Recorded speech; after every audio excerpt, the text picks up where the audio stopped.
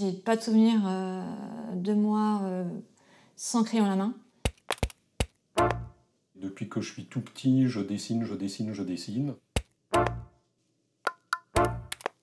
On en est venu à la préhistoire d'abord par l'art. On était intéressés par l'art des grottes, qui pour nous était un petit peu l'origine des arts, enfin de l'art.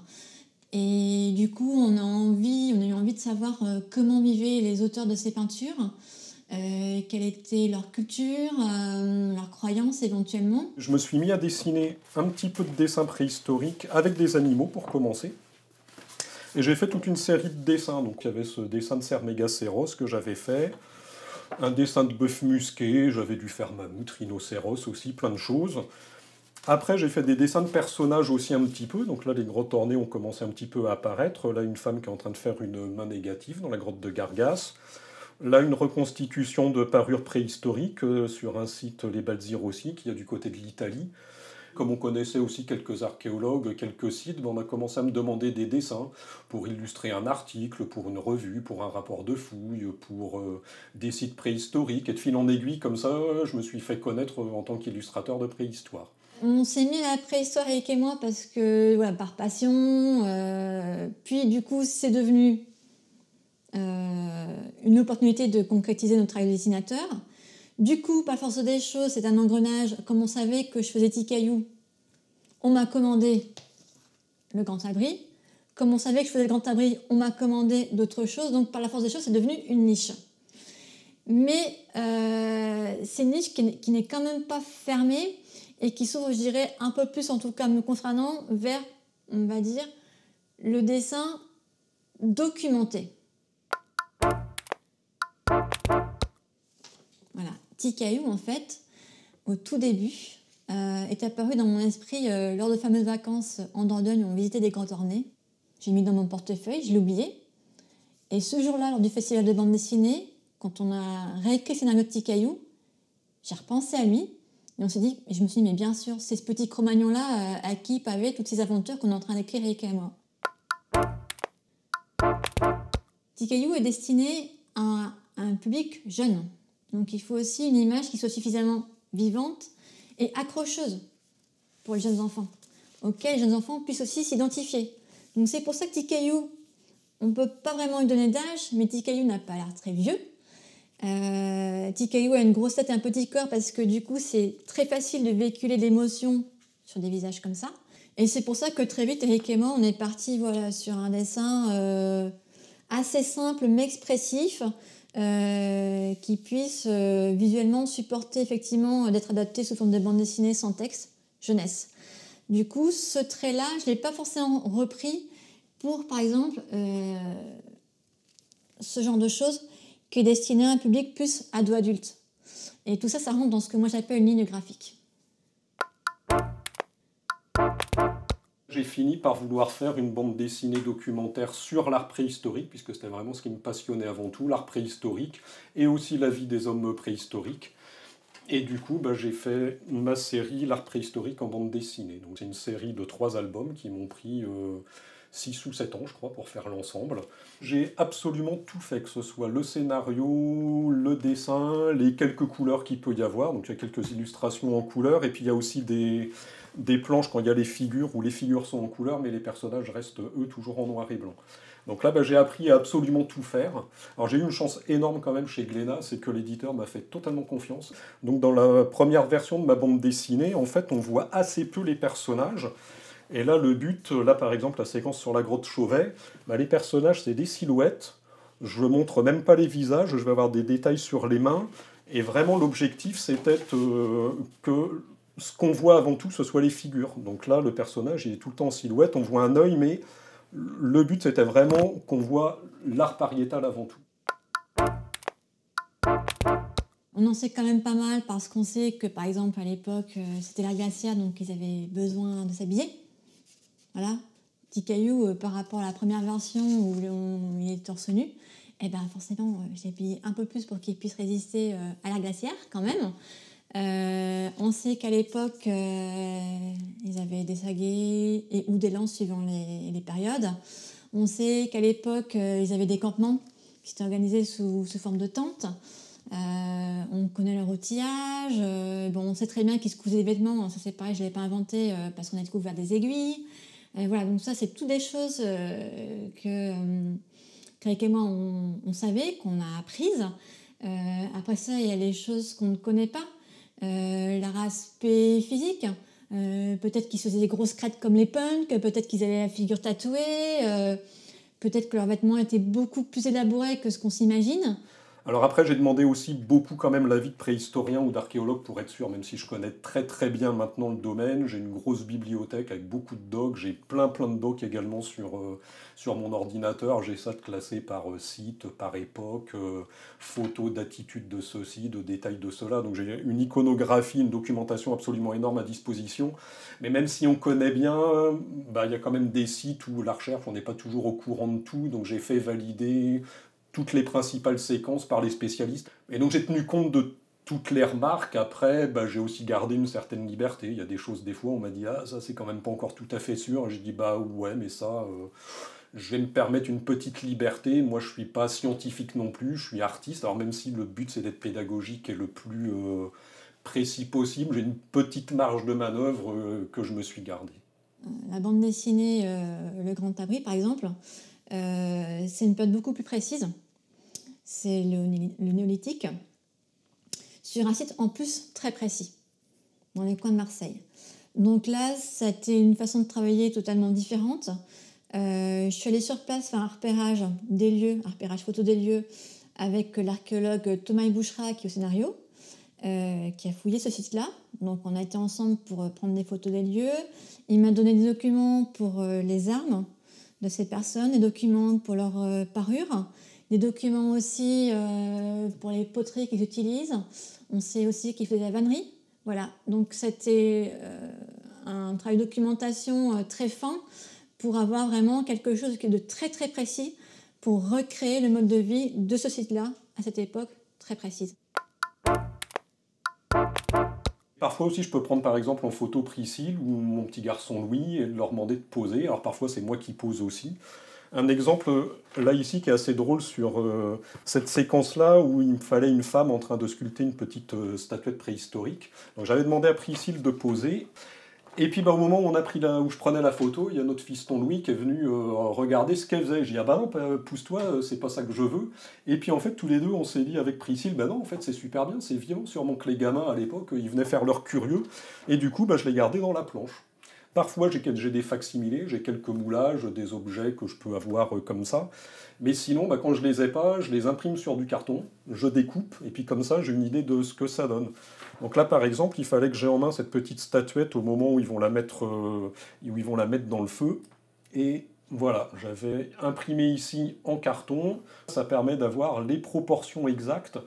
Et c'est quelque chose qui est intéressant parce que dans la plupart des livres de préhistoire, bah, il y a les photos des objets, mais bah, il y a rarement les proportions où on nous dit ça fait tant ou tant.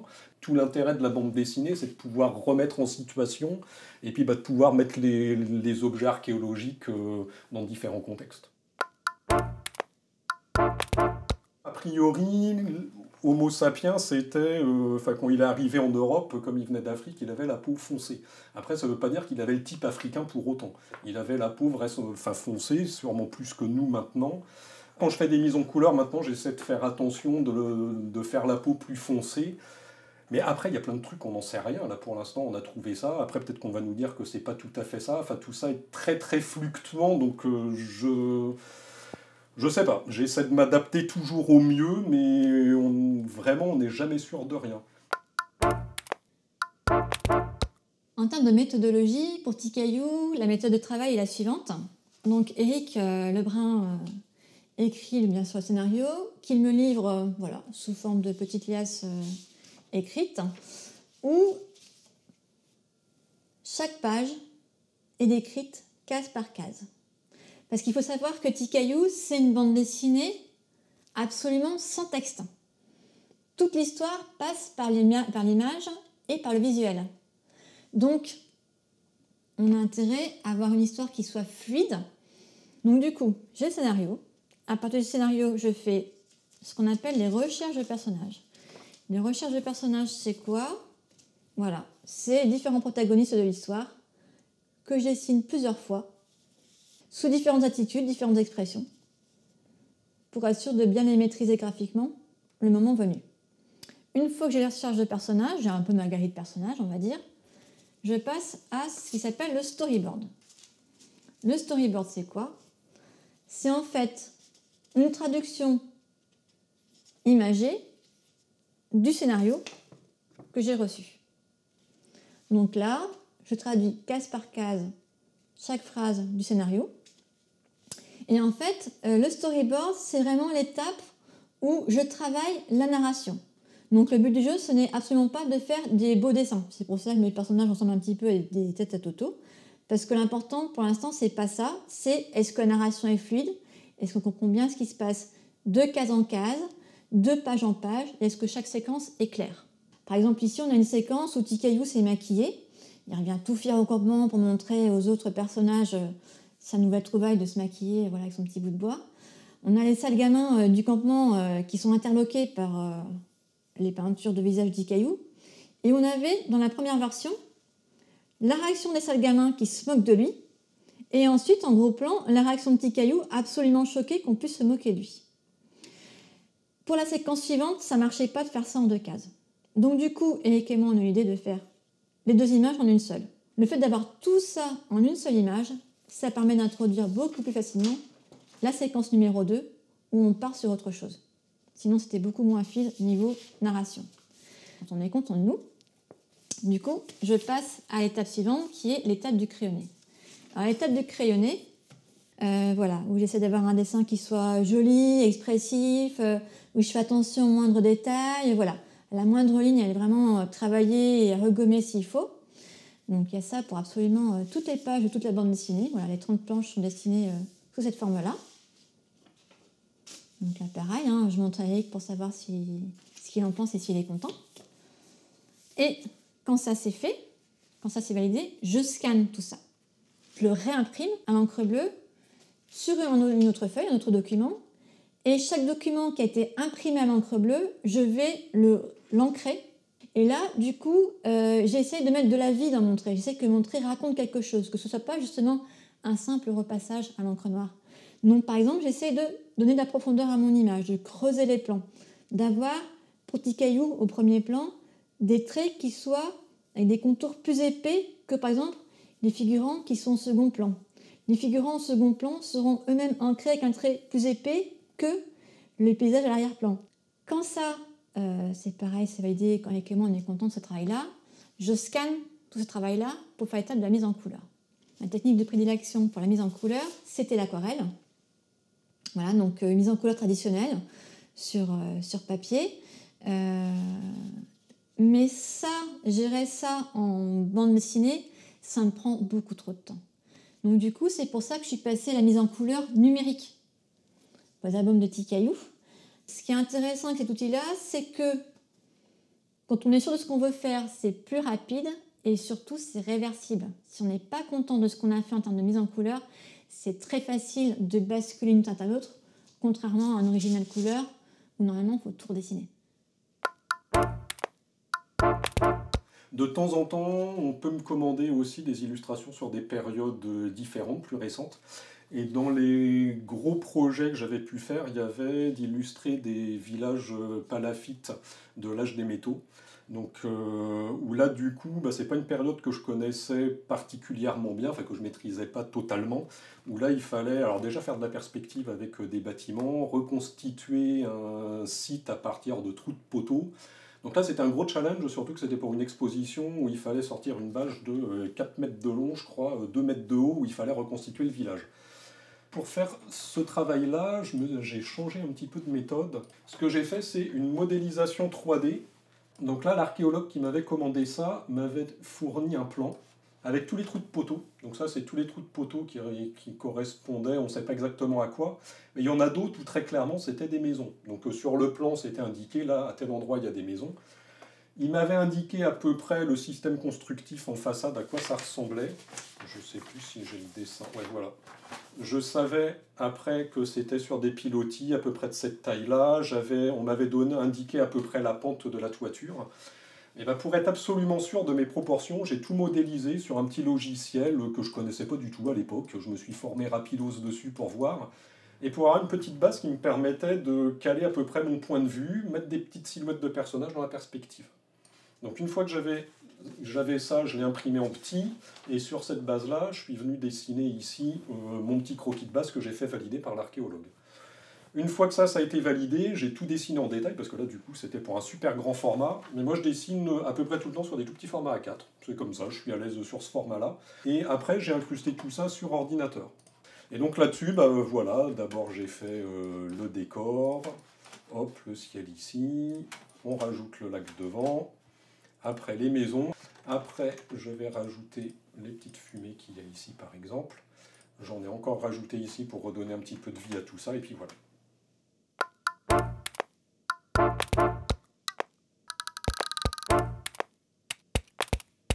Alors, qu'est-ce que je rêverais de représenter? Bah, voilà une question super difficile, parce que finalement, bah, je me rends compte que j'ai presque fait tout ce que j'avais envie de faire. Enfin, je dis bien presque quand même.